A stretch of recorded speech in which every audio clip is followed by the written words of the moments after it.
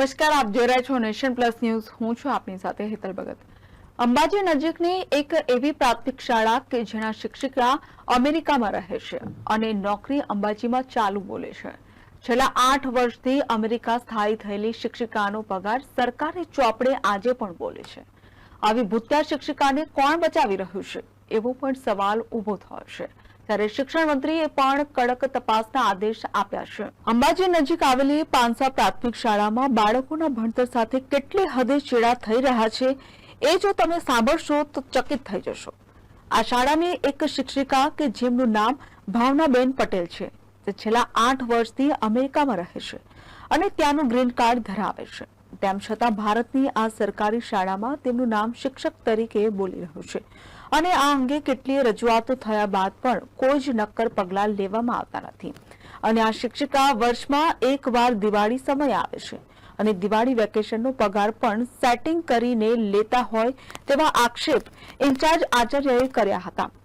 ભાવના પટેલ નામની આ શિક્ષિકા 1 મહિના માટે ભારત આવીને કેઝ્યુઅલ રજાઓ પણ ભોગવે છે, દિવાળી વેકેશનનો પગાર પણ લે છે અને બાકી 10 મહિના અમેરિકામાં મોજ પણ કરે છે, જે સામે ખુદ ઇન્ચાર્જ આચાર્ય દ્વારા જ વિરોધ નોંધાવતા શિક્ષણ જગતમાં ખળભળાટ મચી જવા પામ્યો છે. શ્રી પાંસા પ્રાથમિક શાળા, હું અત્યારે ઇન્ચાર્જ આચાર્ય તરીકે છું. આ પટ્ટાની આદિવાસી પટ્ટાની એક આ શાળા છે. મારે આવે આ સ્કૂલમાં 9 મહિના જેવો ટાઈમ થયો છે. હવે આ શાળામાં મેં જોયું છે એક ભાવનાબેન પટેલ નામના શિક્ષિકા છે, જે પોતે અમેરિકા શિકાગો સ્થાયી છે અને વર્ષમાં 1 મહિનો આવે છે. એટલા માટે આવે છે કે હું ચાલુ શિક્ષક છું એ ગણતરી કરાવવા માટે, અને આ ચાલી બી રહ્યું છે કેટલાય વર્ષોથી. અને બાળકોનું હિત શું? બાળકોને એક શિક્ષકની જરૂર છે, ત્યારે આ બેન ત્યાં ફોરેનમાં બેઠા છે અને જગ્યા રોકીને બેઠા છે. તો ભાઈ, કાં તો શિક્ષક હાજર થાય, કાં તો એમની જગ્યા ખાલી કરે.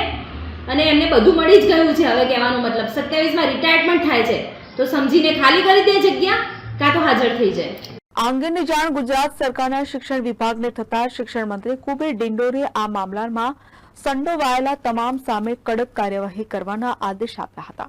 એટલું જ નહીં, પરંતુ વર્ષો સુધી ભાવના પટેલને છાવરીને વિદ્યાર્થીઓના અભ્યાસનું અપાર નુકસાન કરનાર તત્વોને કોઈ પણ સંજોગોમાં નહીં છોડાય એવી ચીમકી ઉચ્ચારી હતી. આજો છોટાઉદેપુર આવેલ શિક્ષણ મંત્રીએ આ અંગે જણાવ્યું હતું. આવનારા સમયમાં એક શિક્ષકની વાત અમારા ધ્યાન પર આવી છે અને અમે હું ઝુંબેશના રૂપમાં અમારી જે 32,000 ઉપરની જે અમારી શાળાઓ છે ત્યાંથી અમે રિપોર્ટ મંગાવીશું ને એ ગેરહાજર રહીને વિદેશમાં ગયો છે અને નોકરી ચાલુ છે એ તો ગંભીર બાબત છે જ, પણ સાથે સાથે જો એની હાજરી પૂરનાર જે છે એ વધુ દોષિત છે.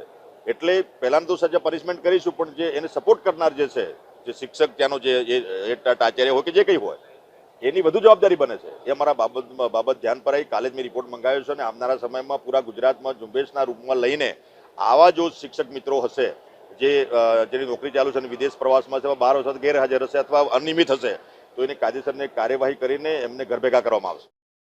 છોટાઉદેપુરથી રેહાન પટેલની સાથે bureau report, Nation Plus News, Vadodara.